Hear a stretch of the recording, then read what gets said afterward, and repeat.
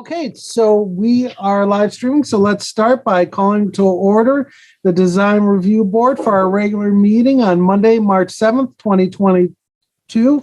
Sorry about that. Let's do roll call. I'm Stephen Antonio here. Elaine Lang Here. here. Polly Rice. Here. All right. Anka Dragulski. Yeah. Kate Beal. She's Here. somewhere. Okay. Thank you. So we are all here. Getting right into it for new businesses. Application 21-30 of Dorset Crossing LLC. Applicant David S. Syax. PE agent, sign plan approval for the construction of two multi-unit residential housing buildings on the property located at 115 and 130 Castle Bridge Crossing. Thank you for coming back to us. David, are you presenting again, or? Yeah, I'm just acting as the MC here tonight. Right. Thank you, Mr. Chairman and the rest of the commission. As you know, we had a good meeting last time, and the commission made some additional recommendations, which the architects have been hard working with the applicants. I think you're going to be very pleased with the results. I have amended the PowerPoint presentation so we can show you those elevations and other drawings this evening. There's been no change to the site plan or the landscaping or anything since the last time we talked. This has been purely an effort to perfect the architectural design. So if I can share. Can you folks see that? Yes. Good. Okay. Ben, very quickly, that's, we're working with this site design, which is at the end of Castor Bridge Crossing. This will be a cul-de-sac, a public cul-de-sac here. And then we have our building D and our building G.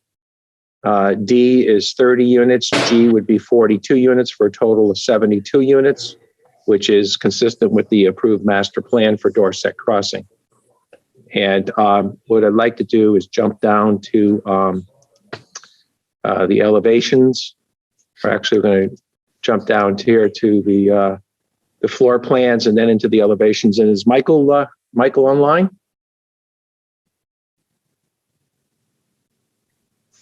Yes, I am, David. Oh, good evening, Michael. I'll start working my way down through the floor plans for you, and you can bring the commission up to date. Sure. Hello, everybody, again. Appreciate you having us on the agenda and allowing us to make our presentation to you and show you this is the third time we've met, and we've made refinements to the plans and the elevations, primarily the elevations, to address some of your concerns. And then we're hoping to obtain a satisfactory recommendation here today that we can then go on to planning and zoning approval. As far as the plan is concerned, not much to show here except that we tightened up on the spaces. We made sure that the stair exits and all of that are correctly sized and that kind of thing. We did tighten up a little bit on the common spaces, and we're refining those areas now to determine exactly what amenities we want to be providing here based on market conditions and that sort of thing. But you can scroll through these plans. If anybody has comments on them, they can feel free to speak up. Go ahead, Dave. This is building G, which has a little bit of an angle to it. Mm-hmm. And then we get down to, this is your updated elevation. Yes.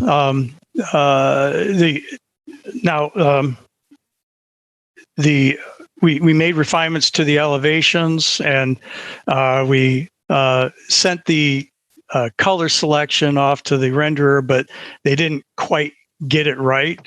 And so I did include color chips David, Yeah, I've got those down below. We can jump into those. But if you wanted to briefly talk about the materials or whatever.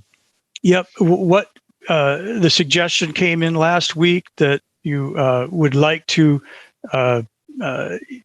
us to add in some of the redstone materials that you have in the area, and we've added those to the locations where in between the decks at grade level, and then for those areas that where the grade drops down, where we really don't have a grade to visually support the veneer, we opted to propose fiber cement panels to cover the exposed concrete walls down below, and to carry that up into the area right between the decks.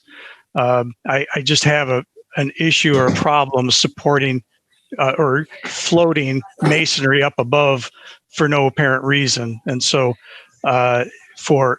largely because of the cost involved in putting this material on all of those exposed masonry surfaces, we opted to provide or propose this fiber cement panels.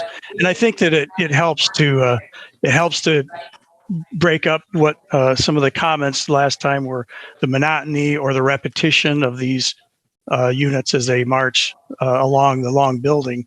It gives us an opportunity to change up the material a little bit in between. And Michael, this gives them a good look at the underground parking. Yes. The entrance into that tucked down in the corner over here, so you really can't see that from the public street at all. Yep. Then you had this nice aerial view, and that shows the overall context, showing the relationship of the two buildings. We understand that the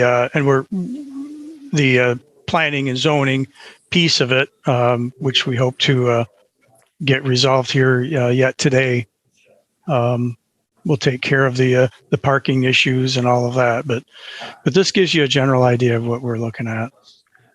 And then we had this is the material board you were talking about. Yeah, this is what was sent over to the renderer, but they failed to kind of pick up on it. But you can see we're really kind of limiting it to the white trim, which kind of got washed out. If you can see on this, the trim pieces are not shown as white, but they're but we have really three colors.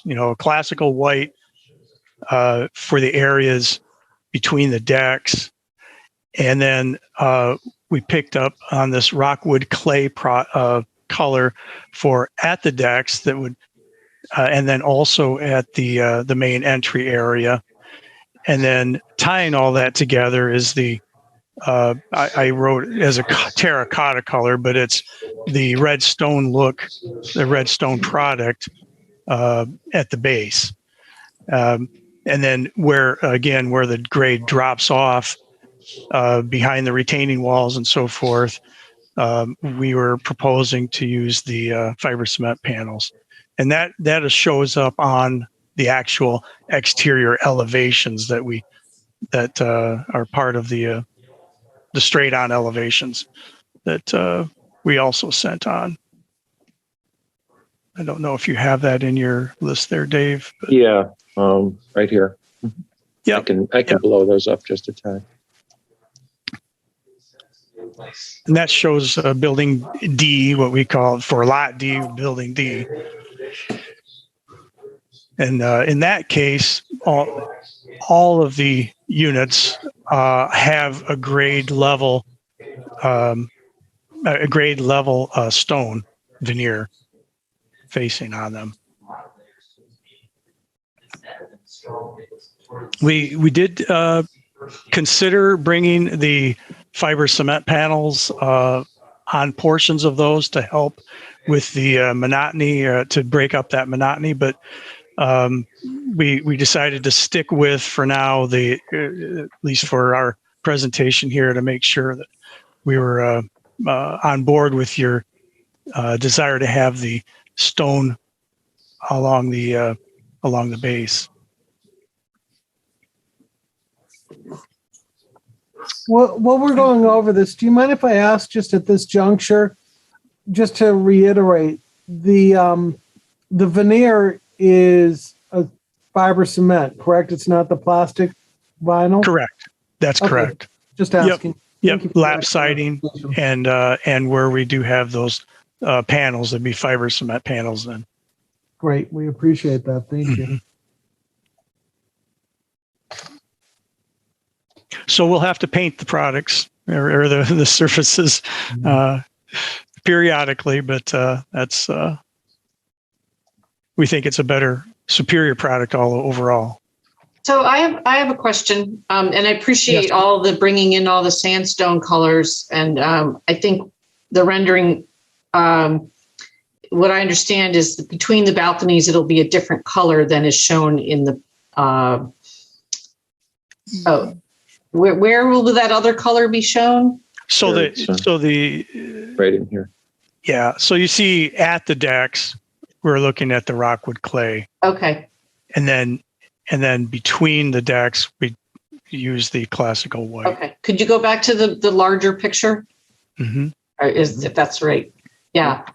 And then the one showing both buildings, Mhm. please. Sure. Yeah. Mhm. So I think it looks nice. My only aesthetic or thing I'm thinking about is as you come in the driveway towards the cul-de-sac, Mm-hmm. the end of the building on the right Mm-hmm. has no personality. Or I see two windows and then a flat space. I don't know what you really could do with that, but it's not that welcoming, if you want to call it that. If you see what I mean. We Yes. there as we refine the interior layouts, there might be an opportunity, we think, to add windows to the units on the side where there's Okay. an end elevation on there, and And what we is the think there may thing? be an opportunity to do that. Those would be bedrooms on those ends. Right. What is the thing in the middle on the first floor? Is that like an air conditioning unit or something? Nope, that is it's stairs that exit out. It's a strange condition that occurs there where the exterior grade is a little bit several feet higher than the garage level. So it's like an emergency exit? Correct. Okay. That's it- my only thing, thinking as you drive in, you see now that I know what it is, you see a staircase, a door, and two windows, and not a whole lot of interest. And then you come into the area, and I think it's beautiful with the color scheme and the balconies and all that, and the landscaping will make it nice. But what I've seen on other buildings is even fake shutters, like they were fake windows, but giving it more of a more interest than what I see in this Mhm. specific drawing. And that's Okay. just a thought. As you approach something, you don't want it to be blah. And I see that as a blah aspect of everything else that looks really, really great. Okay. Thank you. You're welcome. Anka, what do you have going on? Any questions or comments on the presentation? At this point, I think we grilled them enough. I'm not sure if you can ask for anything else. Seriously. Yes, I'm sure there are some financial consideration to the whole project. So my only, again, just to make clear, the siding, it will be siding, right? Horizontal Correct. Boards, I believe. boards, and they are Yep. cement boards. That is correct. Cement. Okay. In terms of the color of the cement board panels or siding or whatnot, you mentioned that they will need to be painted periodically. Is it any way you can avoid that just for the maintenance, the future maintenance of these buildings, and get them already, with the pigment. Pre-finished and Pre-colored, factory colored. quite possibly, because I know that lasts a lot longer. I mean, it's a very good quality finish on there, and we can explore that with the contractor, but that'd be our preference anyway, because you get more consistency throughout. You're not relying on somebody, a crew of people painting the building. Exactly. I mean, honestly, I don't know if they will ever repaint this building. So even if the hues might not be as accurate as, after all, what you show us tonight, it's a rendering. So definitely we will not get these colors. So as close as possible. But I think it will be great if the pigment will be there. Okay. The colors. Yeah. Thank you. Thank you, Anka. Other than that, it's fine with me. As I said, they did a good job. They tried to accommodate our suggestions. So thank you. I see all our suggestions have been acknowledged. Thank you. Kate, would you like to go next by chance? Sure. I am going to kind of echo Anka. I think it's looking good. They've really listened, so I'm good with it. I think the colors are nice. Thank you. Great. Elaine, would you like to comment? Pardon me ahead of time because I'm having a sneezing fit. So I'm sorry if I sneeze loudly into your ears.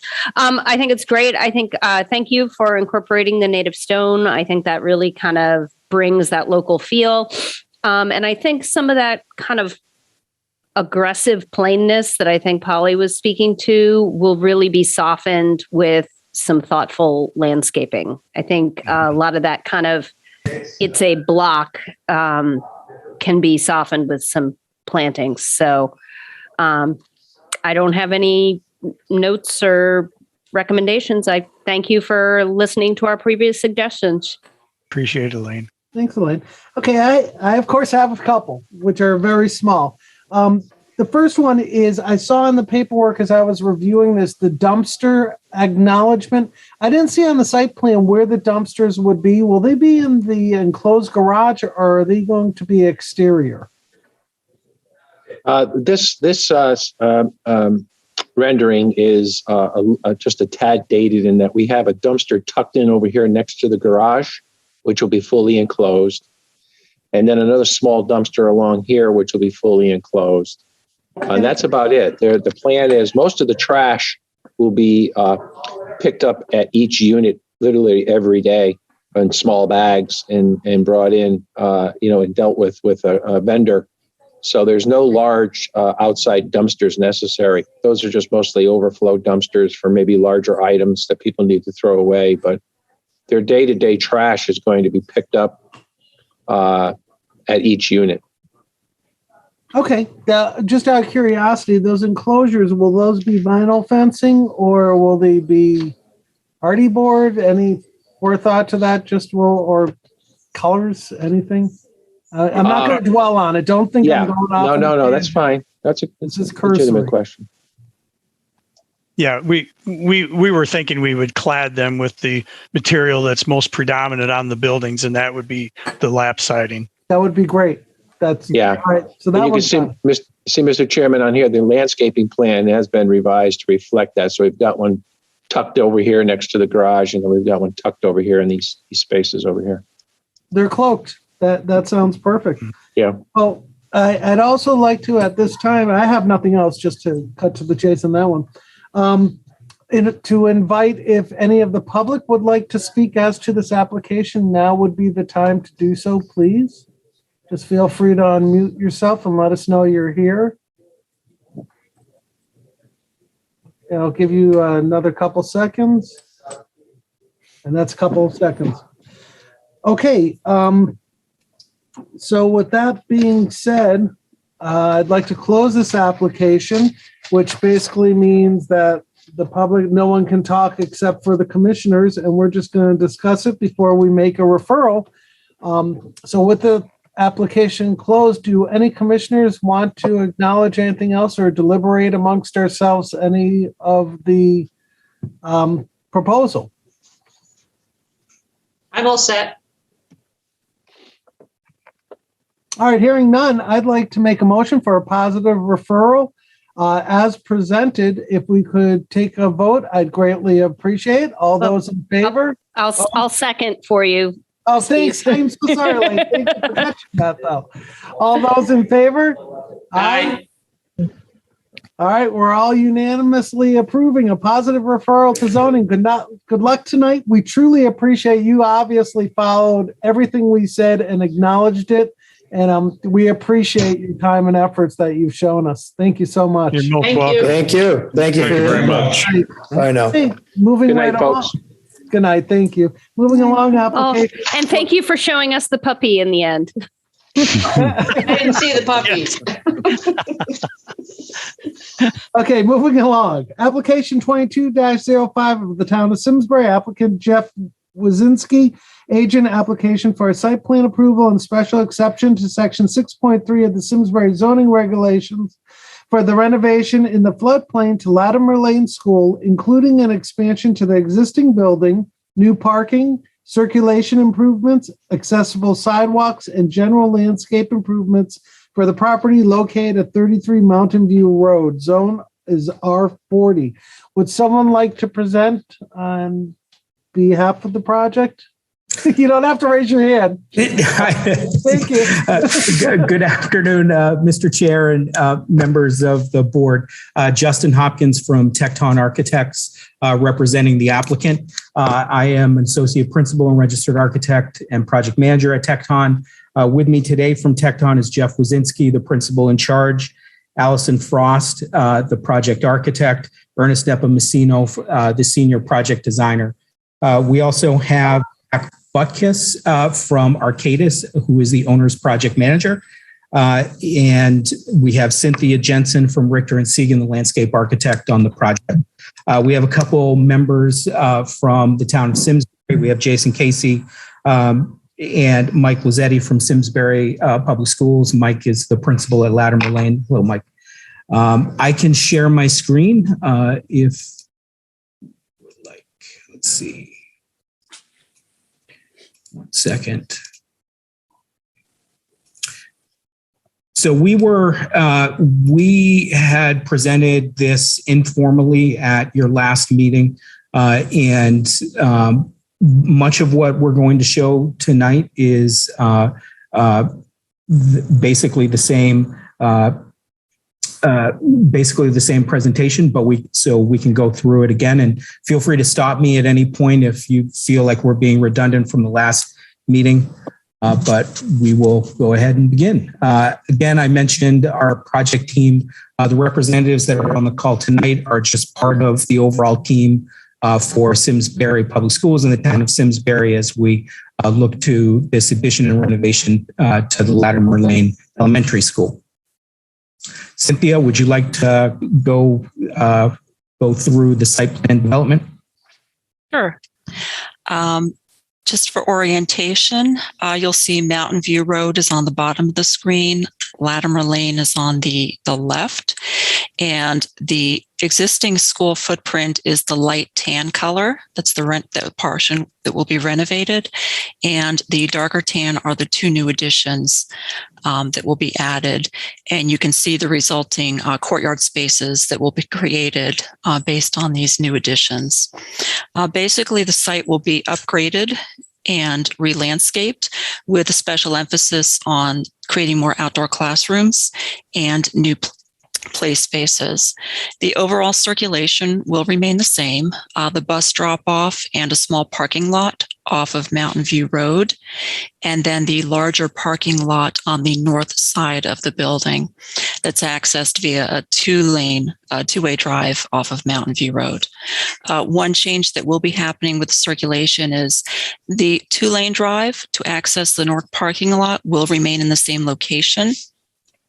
But what we are doing is we're actually shifting the bus entry further to the south, and that allows us to put in a larger landscaped island, which will provide more separation between the vehicular access and the bus access.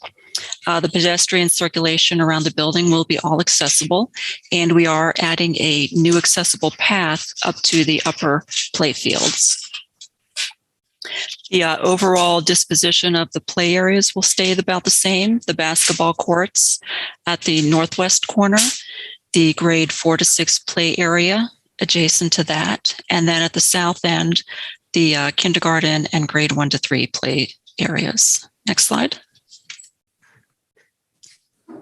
So this just is an existing photo of what you see out there now.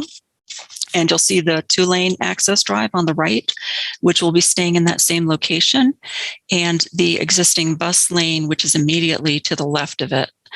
So we'll actually be shifting that bus lane further south and be able to create more separation for safety between those two access points. Next slide. So with this, we'll be creating several more outdoor learning spaces. In addition to the 2 courtyards that you see in the middle there, there will be some informal outdoor classroom spaces created along the west side with a butterfly pollinator garden adjacent to one of them. And then south of the new addition, more of a formal outdoor classroom space that will be paved with spaces for tables and chairs and a seat wall. Next. This is just some reference images that we used in developing the design and in reviewing with the principal. So the intent is really to have a variety of outdoor spaces, everything from informal boulder seating, which you kind of see on the upper right there, to more formal seating, such as a small amphitheater in one of the courtyards, and plenty of spaces for benches and tables and chairs. Next. In addition to the outdoor learning, there will be new outdoor play areas. There will be a new kindergarten play area that will be separated by a fence and planting and is adjacent to the kindergarten wing. And the new grade 1 to 3 play areas, there will be a new paved play area directly outside of the new addition, and a grade 1 to 3 playground area immediately next to that. The play areas will be brought up. Currently, they're actually closer down to the corner of Latimer Lane and Mountain View Road.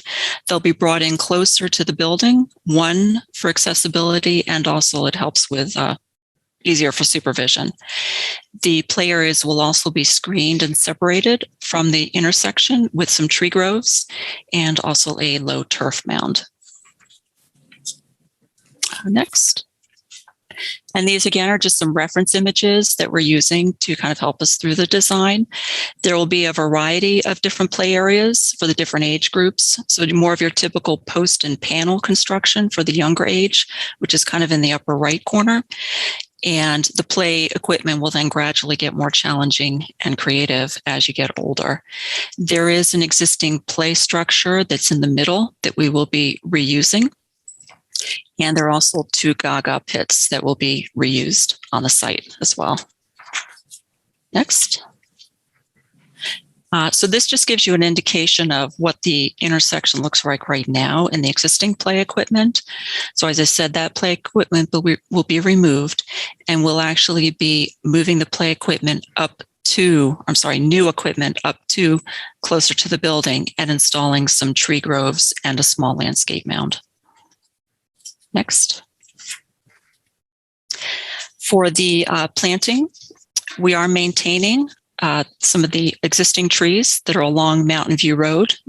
There are some existing maples and pines by the bus drop-off and the parking area, and also the existing woods that wrap around the whole north end of the site, up by the upper field, the north end, and then kind of northeast by the wetlands and Russell Brook. As I mentioned, we are going to be adding groves of trees down by the grade 1 to 3 play area to provide more buffering and separation from the corner, and adding trees to the outdoor classroom areas for shade. and also the butterfly and pollinator garden that'll be on the west side near one of the informal outdoor classrooms. A large percentage of the plants are native, and there will be a mix of both evergreen and deciduous shrubs for seasonal interest, and flowering perennials and grasses. Next. And this is just an example of the plant list. And as I mentioned, the majority will be native plants with a lot of birch, oaks, and maples, a variety of shrubs, again, largely native, both deciduous and evergreen. And you can see we do have a separate pollinator and butterfly garden plant schedule as well. Next. Okay. Thank you, Cynthia. I think that was the end of the site portion. Correct. It will just give you a quick overview of what's going on the floor plan, so you can understand what some of the massing looks like from the exterior renderings. So the thick light blue line is the extent of the existing building footprint. So multiple vintages of building, not uncommon for this type of elementary school.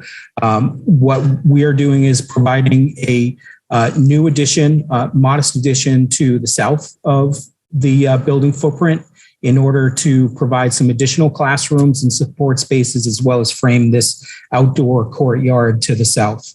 We're also providing a larger addition to the north of the building to provide a new cafeteria, new kitchen and servery and loading area, a new gymnasium with a multi-purpose platform stage. This is positioned so that we can also have framed an outdoor courtyard to the north. So both of these kind of protected outdoor courtyards are accessible from public spaces and places within the building. The rest of the building footprint is being renovated as new. So it's a substantial renovation, new building systems. We are reconstituting the existing gymnasium and cafeteria to be a new media center, large art area, both framing this outdoor courtyard. So here is a view from Mountain Road to the entrance elevation. You'll see the larger volume to the right of your screen. You'll notice the wider separation between bus drop-off and parent pickup and drop-off. View from Latimer Lane, as Cynthia had mentioned, we're providing more plantings to help frame the outdoor playscapes. So really the view from Latimer Lane is going to be pretty obscured by the new planting and the new orientation of the playscapes. This is a view from the north, the parking area. You see the gym to the right of the screen, the loading dock, loading framed by a lower wall that helps screen the loading operation. We do have some overhangs at the building that are situated around the entrance and pickup and drop off. As we had mentioned at the last meeting, we do have, we'll be mostly matching the existing brick for our new additions. The existing masonry is actually in very good shape, so we don't think that we're going to need to replace much of the existing masonry. So we will be matching it in locations for the new additions. Along some of the areas that we'll be walking, such as that separation wall between the loading area and the pickup and drop off, we'll have a projected brick at pedestrian height to add some articulation to the brick coursing. Our larger volumes, we will have our formed metal panel wall and also our polycarbonate panel. What's shown here is an example that we recently completed in a middle school in Oxford, Connecticut for a gymnasium, where providing the translucent material up high gives some nice natural light for the gym without providing any glare or need for sunscreening within the gymnasium.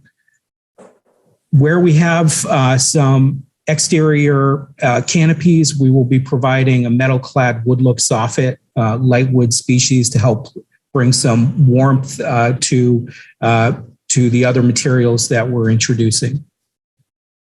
All the glazing, all the existing windows will be replaced with aluminum, new glazed insulated aluminum windows. We will have a aluminum storefront and curtain wall system for some of our larger openings at the cafeteria. At this point, that concludes our presentation. We will welcome any questions or comments. I know we got a little short our last meeting, so. Okay, let's start where we left off last time. We were going to review the security concerns regarding the cafeteria glazing surround. Was that acknowledged? That was addressed I asked that question at the last one, and Justin answered it, I felt like. Yes, so let me just back up to our floor plan. So we provide what's called a school guard, which is an impact resistant and intruder resistant glazing at all of our ground floor glazing assemblies. There are videos that are out there that show somebody trying very hard for 10 minutes with an assortment of weapons to break through the glazing. So this is standard practice for all schools that have at-grade glazing that we implement the school guard. Sounds great. Okay, Kate, since you brought that up last time, are there any comments? How do you feel about the presentation? Let's start. I think it looks great, but I did have one question, which may be like a silly, outdated question. I don't know, but is there a flagpole in the landscaping? Yes, there is. Let's see. We have it right there. Oh, perfect. I see it. Yep. Nice. Okay. That was it. That was my only question. It was like a strange thing. I just remember, like, as a kid getting to go run the flag up the pole if it was like your lucky day. Yeah. Oh, yeah. Okay, Anka, no particular order. It's just the way you guys are on my screen. Anka, what kind of input or questions do you have? It's a really nice project that happens in our town. I'm really glad the architect is definitely up to the task and paying a lot of attention and, producing a very nice, thoughtful design. It's great. I like it so much that actually I would like to see more, more in more detail what's coming. So my only question is if we will be offered in the future more presentations if the architect will come in front of us, the design review board again, because honestly, I really like to see what they are doing, and it's very good what they are doing. That's why I'm asking. Elaine, Elaine, I'm so sorry. Sorry,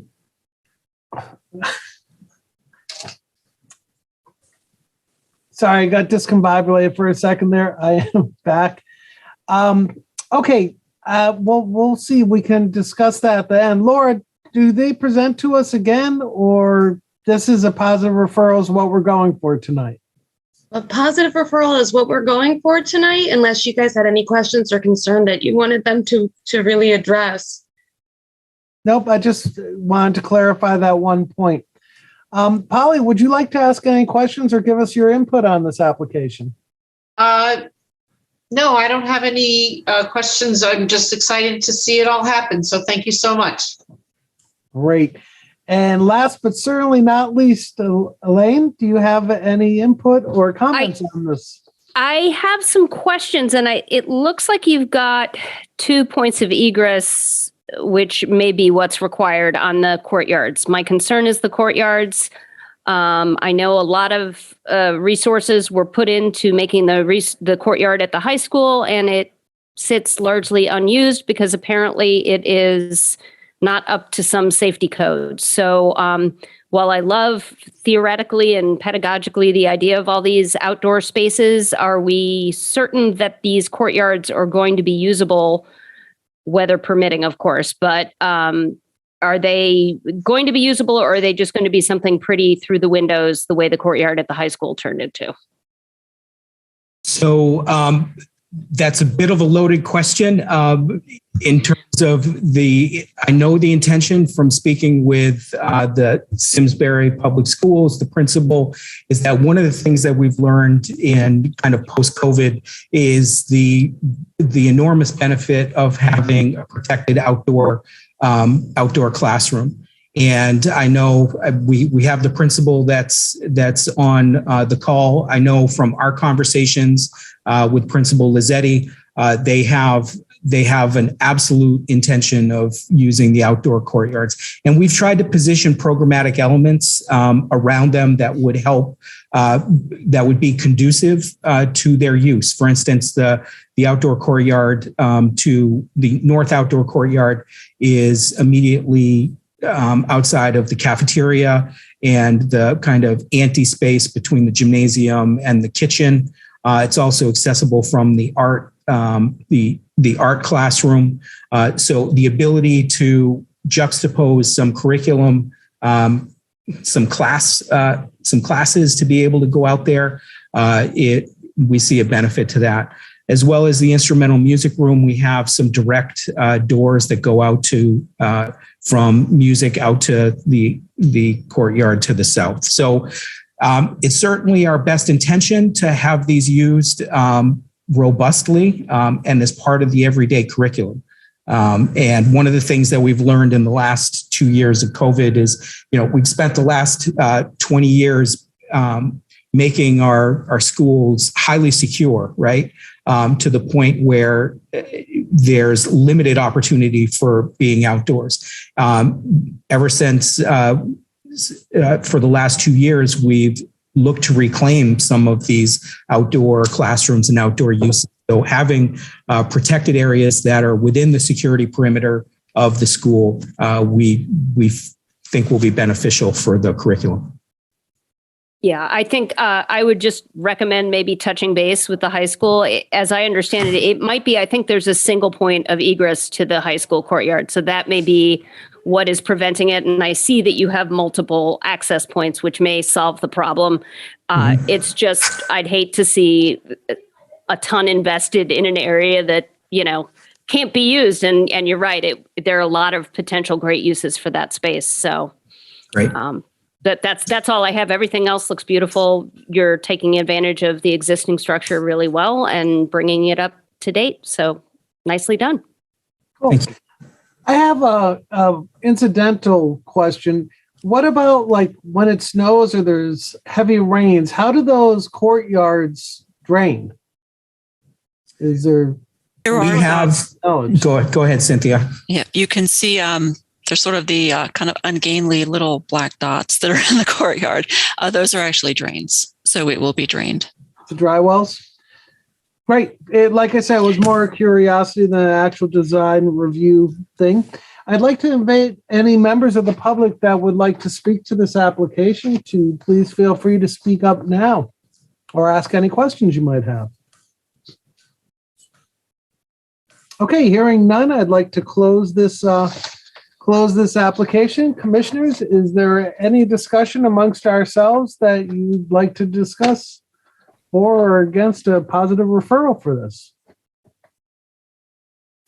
Hearing none and keeping things moving, I'd like to make a motion for a positive referral of application 22-05 of the Town of Simsbury applicant Jeff Wazinski, agent, application for a site plan approval and special exception to section 6.3 of the Simsbury zoning regulations for the renovation in the floodplain to Latimer Lane School, including an expansion to the existing building, new parking, circulation improvements, accessible sidewalks, and general landscape improvements for the property located at 33 Mountain View Road.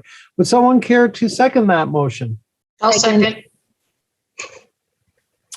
Laura, I'll leave that to you to figure out who that was. And moving along, for all those in favor, aye. Aye. That leaves no one to oppose or abstain, so it is unanimous. We have a positive referral for your application. Thank you for taking the time to come before us. We appreciate it. Thank you very much. Thank you. Thank you. Thank you. Thank you. Okay, moving things along, approval of minutes from February 7th, 2022. I'll just speak up. I went through them pretty close, a couple typos, but they are insignificant to the gist of what actually occurred. It seems to be accurate. Does anyone else have anything with those minutes that they would like to bring up? No. Hearing none, I'd like to make a motion to approve the minutes of February 7th, 2022. Can someone second it? I'll second. All those in favor? Aye. Aye. Okay, it's unanimous again. No one left to abstain or vote against. General Commission business, there's none on our agenda, but as always, you are welcome to bring up anything. I will acknowledge, go ahead, Polly. I have a question about in-person meetings going forward. Okay, that's been on all of our minds. One of the, nothing is set in stone yet, but we are moving back towards in-person meetings. One of the potential halfway medium positions, if you will. Elaine, what was that? Was that a cat? Yeah, It's a cat. One of the halfway positions that was discussed with me was possibly we have 2 meetings per month, doing one in person so we can see the physical chips or whatever materials are being presented, and we could do one Zoom. The other option, of course, is the hybrid option, or all in person or all remote. What are your input? We're the board. We have one person joining us next week. We have an additional member, but we're the board. So what do you guys want to do? I vote for in-person, all of them. All right. Anyone else? I'll counter with, I think our odds of getting a quorum are a lot better having remote options. So I would say maybe if in-person is a priority for materials inspection, we do one of each per month so that if we end up not getting a quorum in person, we can at least address our applications at the subsequent remote meeting. Do we have a facility where people could call in? Like, I don't really, I know what was in that room, but like, is it set up in a way such that, like people could call in on their own schedule sometimes? Yeah, like actually have a hybrid meeting where some people are in person and some people are remote. We've had to do that at the library. We tried a couple as town committee meetings, and I will say it was utter chaos. So we did hybrid with the library trustees, and it worked well. Okay, you guys were better than we were then. Well, it might be something newer since the last time you did that. This was just last in January. Yeah, that was about when we went back to all remote because taking minutes was a beast for a hybrid meeting. Laura, you've got to have some insight here. What have you seen? I've done both. I did one hybrid meeting with the zoning commission. They decided they really didn't like it. It was done at the library. When you do both, you have the owls. I don't know if you've seen them, and they rotate around the room and have a camera that faces the people who talk, so the people who aren't there can see the audience as well. It's entirely up to you. It's fun. A lot of people want to go back to being in person. I know that deterred them a lot. So just for clarification purposes, is hybrid only available at the library? I will have to double check. At that time, I know it was only available at the library. Polly or Elaine, did you also have it at the library, I assume? Yes, we were at the library. Yeah, ours was at the library. And ours was not broadcast. I think to put it on SCTV, it absolutely would have to be at the library. Okay. That's my understanding. Anka, you haven't expressed any input. What's your feelings on this? No particular feeling. Either way works for me. Probably chances to reach a quorum are greater if we will do it remotely as they are right now. On the other hand, on my end, if you all decide to go there in person, I will make an effort to attend in person, just like I did for so many years prior to the virus. So either way works for me. Well, Laura, when do we need to decide this by? I don't believe the executive order is set to expire on that. I know there's consideration for it always having an option to be virtual. I will have, and also we have a new town planner at some point being hired. I don't know if they have any weigh in on what's going on with that or which boards get split which way. I'm kind of moonlighting with you guys for a while. Stephen, what's your opinion? Well, I'm not wearing any pants. No, I'm just kidding. You're still being broadcasted. So I see the validity to both, to be direct. And that's why I mentioned the possibility of maybe our own hybrid of a hybrid, that we meet once in person and once remotely per month. There is a lot to be said for remotely, especially with a board that has been challenged with quorums, for quite some time. It's been probably our biggest issue. We're all fortunate. All of us have been great about showing up, but a lot of that's because it's remote.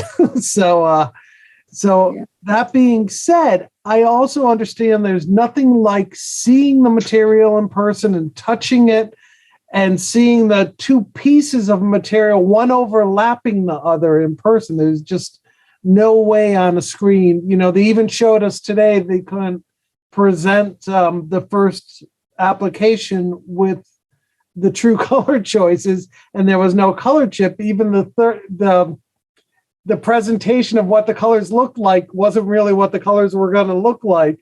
It was more like, this is the hue. So I truly am torn. I see the benefit to both, and I'm inclined to, I think the way we move it forward is we individually discuss which we're in favor of, and I'll start that I do like the hybrid of meeting the first meeting of the month in person, and that way we can view any chips or whatever. And the subsequent meeting would be a remote quorum.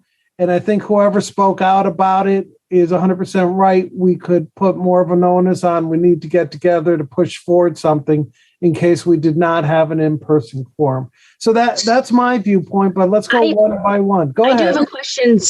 Oh, go ahead, Anka. Well, to this, some meetings are more important than others, right? Sure. If it happens that the first meeting of the month is just approving a sign, which really doesn't need us, but we have to do it, then why go in person? And if the second meeting of the month, we are doing it remotely because this is how it's scheduled, but it has, 4 major developments in town, and you really need to see it, to touch it, then, so I'm not sure how can we enforce this, one remotely, one in person, and differentiate. We don't know what the agenda will be, right? So I had a similar thought, Anka. Yeah. It was like along the lines of, let's say you have somebody like the group tonight from Tecton or even from the Crossing, and like I think one of those guys might be in like Virginia or something. Like I don't even, sometimes they're not even here, but they like come here for the meeting. So then I was wondering, like, how do you decide who has to be in person? Like, did all those people from Tecton have to come in person because it's the first meeting of the month? And then anybody who signs up for the second meeting of the month gets to do it remote, which is, I think, probably would be preferential to a lot of our, I don't know what to call them, clients, our people. Could we do something that is virtual, but at the chair's discretion, it can be in person? So Steve could consult with the planning department. Do we have materials this meeting? Interesting. We should do it and leave it to the discretion of the chair in consultation with the planning department in terms of what will we get the most out of that meeting. Because you're right, we can't guarantee that our materials questions are going to fall in the first or the second meeting. And you know, You could we try to will- encourage it that way, right? Like when you know somebody's coming, you could be like, well, we would really like you to present in the in-person meeting. So if you could have it to us for this date, that's best. We can guide, right? Like we can kind of. That might be better too when someone, you know, the larger applications usually are a multiple application. In other words, they give us an informal if they have the opportunity, but a lot of times they'll come back. So you're right. If you guys entrust me, I would be more than happy to make that call and we can pursue that. Laura, do you have any other input? Zoning's going fully in person. Is that correct? That's what I heard. I haven't talked to them yet. They meet after you. They haven't done anything formally, just like us. They're kicking the ball around and sort of getting the It's still relatively new. I know their impression was as long as we were doing with masks and having to do the distancing and with the hybrid meeting, since they tried it, they didn't really like it. They preferred fully Zoom to hybrid. But now that there's a possibility to go back and meet in person, I don't know how they're going to view it. They might very well want to go back in person. Well, there's also, go ahead. I don't think time is of the essence that we need to do this tonight, but I did want to put it out there so we at least start thinking about, you know, where we're at as far as in our heads. And also it'll be interesting to see what technology brings, because I have heard, Polly, I am glad you have positive, because honestly, I've heard some horror stories about the hybrid, you know, how hard it is when someone from the public wants to speak. In particular is what I've heard problems. And well, the library trustees doesn't often have someone from the public speak. It's usually just that we have the board members and maybe someone from the Friends who comes to the meeting. So it's a different kind of meeting. So it may not be the right application. All right. Well, seeing as I at least personally don't see a clear path forward, let's kick the can and just leave it as virtual for the next meeting. Pending if there is anything important, then, I mean, honestly, I'm going to text you. I'm not going to, and it'll just be as far as just for clarification for legal reasons, not about the content, but about that in this particular meeting, it might, you know, behoove us to be in person to see the presentation instead of remote. So if that's good, we'll just kick the can. Nothing needs to be said or voted on. We're just going to move it along. Is there anything else anyone has a question or a comment about? Fine. Is this when I go, motion to adjourn? All right, who wants to second it? I'll second. All right, all those in favor? Aye. Bye. It's unanimous. No one left to oppose or abstain. So thank you guys. I appreciate your time. It's good to see you.